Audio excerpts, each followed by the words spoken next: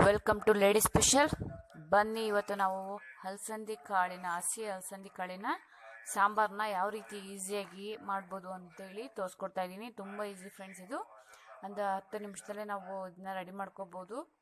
ಆಮೇಲೆ ಈ ವರ್ಷ ಸೀಸನಲ್ಲಿ ನಾವು ಹಸಿ ಕಾಳಿಂದನೂ ಮಾಡೋದ್ರಿಂದ ಅದು ಒಂಥರ ಹೊಸ ಟೇಸ್ಟ್ ಅಂತಲೇ ಹೇಳ್ಬೋದು. ಹಳ್ಳಿ ಕಡೆ ಎಲ್ಲ ಮಾಡ್ತಾರೆ ಇದೆಲ್ಲ. ನೀವು ಒಣ ಅಲಸಂದಿ ಕಾಳು ಆಲ್ಮೋಸ್ಟ್ ಎಲ್ಲ ಕಡೆ ಎಲ್ಲ ಸೀಸನಲ್ಲೂ ಸಿಕ್ಬಿಡುತ್ತೆ, ವರ್ಷ ಪೂರ್ತಿ ಸಿಕ್ಬಿಡುತ್ತೆ. ಆದರೆ ಹಸಿ ಕಾಳು ಸಿಗೋದಿಲ್ಲ. ಅಂಥ ಟೈಮಲ್ಲಿ ಹಸಿ ಕಾಳು ತೊಗೊಂಬಂದು ನಾವು ಈ ಥರ ಸಾಂಬಾರು ಮಾಡೋದು ತುಂಬ ಚೆನ್ನಾಗಿರುತ್ತೆ ಫ್ರೆಂಡ್ಸ್. ಇದು ಮುದ್ದೆ ಜೊತೆಗೆ ಮತ್ತು ಬಿಸಿ ರೈಸ್ ಜೊತೆಗೆ ತುಂಬ ಚೆನ್ನಾಗಿರುತ್ತೆ ಫ್ರೆಂಡ್ಸ್. ನೋಡೋಣ ಬನ್ನಿ ಇವಾಗ ಯಾವ ರೀತಿ ಮಾಡೋದು ಅಂತ. ಅದಕ್ಕಿಂತ ಮುಂಚೆ ನೀವು ಇನ್ನೂ ನಮ್ಮ ಚಾನಲ್ಗೆ ಸಬ್ಸ್ಕ್ರೈಬ್ ಆಗಲಿ ಅಂದರೆ ಪ್ಲೀಸ್ ಸಬ್ಸ್ಕ್ರೈಬ್ ಆಗಿ. ನೋಡಿ, ನಾವು ಇಲ್ಲಿ ಒಂದು ಪ್ಯಾನಲ್ಲಿ ಈರುಳ್ಳಿನ ಫ್ರೈ ಮಾಡ್ಕೊತಾ ಇದ್ವಿ. ಆಯಿಲ್ ಹಾಕ್ಬಿಟ್ಟು ಈರುಳ್ಳಿನ ಫ್ರೈ ಮಾಡ್ಕೊಳ್ತಾ ಇದ್ವಿ. ಇಲ್ಲಿ ನಾನು ಅರ್ಧ ಈರುಳ್ಳಿ ಅಷ್ಟೇ ತೊಗೊಂಡಿದ್ದೀನಿ. ಅಂದರೆ ಇನ್ನೂ ಅರ್ಧ ಈರುಳ್ಳಿನ ನಾನು ಒಗ್ಗರಣೆಗೆ ಯೂಸ್ ಮಾಡೋಣ ಅಂತ ಹೇಳ್ಬಿಟ್ಟು, ಅಂದರೆ ರುಬ್ಬೋದ್ರಲ್ಲಿ ಈರುಳ್ಳಿ ಅದೆಲ್ಲ ಹಾಕೋದ್ರಿಂದ ಸಾಂಬಾರು ಸ್ವಲ್ಪ ಗಟ್ಟಿ ಬರುತ್ತೆ ಅಂತ ಹೇಳ್ಬಿಟ್ಟು. ನೆಕ್ಸ್ಟು ಇಲ್ಲಿ ಸ್ವಲ್ಪ ಬೆಳ್ಳುಳ್ಳಿನ ಆ್ಯಡ್ ಮಾಡ್ಕೊತಾ ಇದ್ದೀನಿ. ನೆಕ್ಸ್ಟ್ ಇದಕ್ಕೆ ಸ್ವಲ್ಪ ಕಾಯಿ ತುರಿನ ಆ್ಯಡ್ ಮಾಡ್ಕೊತಾ ಇದ್ದೀವಿ.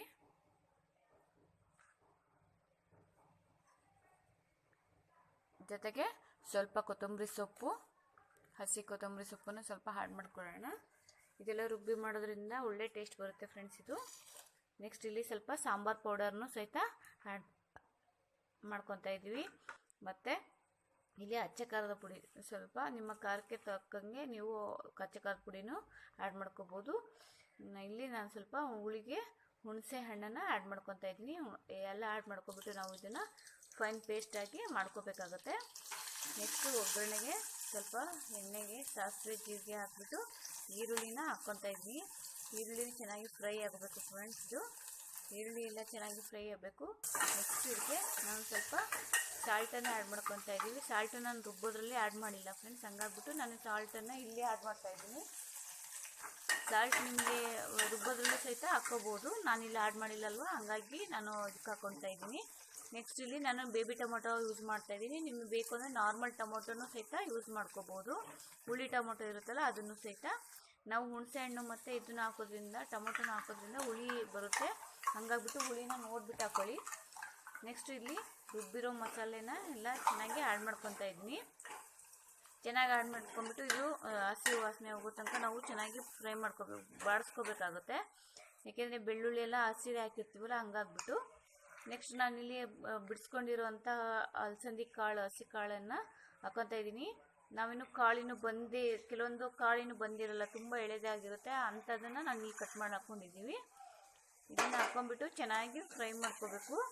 ಚೆನ್ನಾಗಿ ಫ್ರೈ ಮಾಡ್ಕೊಂಡ್ಬಿಟ್ಟು ನಾವು ಇದಕ್ಕೆ ಮಿಕ್ಸಿ ಜಾರ್ಗೆ ಸ್ವಲ್ಪ ನೀರನ್ನು ಸೇರಿಸ್ಬಿಟ್ಟು ಅದೆಲ್ಲ ನೀಟಾಗಿ ಮಸಾಲೆನ ಮತ್ತೆ ನಾವು ಅದಕ್ಕೆ ಆ್ಯಡ್ ಮಾಡ್ಕೋಬೇಕಾಗತ್ತೆ. ನೀವು ನೀರನ್ನು ನೋಡಿಬಿಟ್ಟು ಹಾಕ್ಕೊಳ್ಳಿ. ಸಾಂಬಾರು ಯಾವ ಥರ ಬೇಕು, ಗಟ್ಟಿ ಬೇಕು ಅಂತಂದರೆ ಗಟ್ಟಿಯಾಗಿ ಹಾಕ್ಕೊಳ್ಳಿ, ಸ್ವಲ್ಪ ನೀರು ಹಾಕ್ಕೊಳ್ಳಿ. ಇಲ್ಲ ತೆಳ್ಳಗೆ ಬೇಕು ಅಂತಂದರೆ ತೆಳ್ಳಗೆ ಇನ್ನು ಸ್ವಲ್ಪ ನೀರನ್ನು ಹಾಕ್ಕೊಬೋದು. ಈ ಸಾಂಬಾರು ಸ್ವಲ್ಪ ತೆಳ್ಳಗಿದ್ರೆ ತುಂಬ ಚೆನ್ನಾಗಿರುತ್ತೆ ಫ್ರೆಂಡ್ಸ್.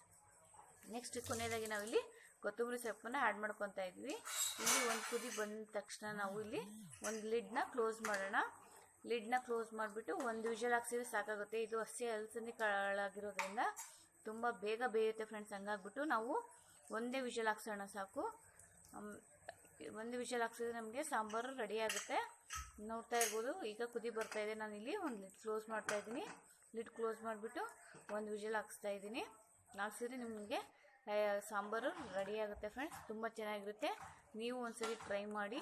ಹೀಗೆ ನಮ್ಮ ವಿಡಿಯೋ ಇಷ್ಟ ಆಗಿದರೆ ಪ್ಲೀಸ್ ಒಂದು ಶೇರ್ ಮಾಡಿ, ಲೈಕ್ ಮಾಡಿ ಮತ್ತು ಕಮೆಂಟ್ ಮಾಡಿ.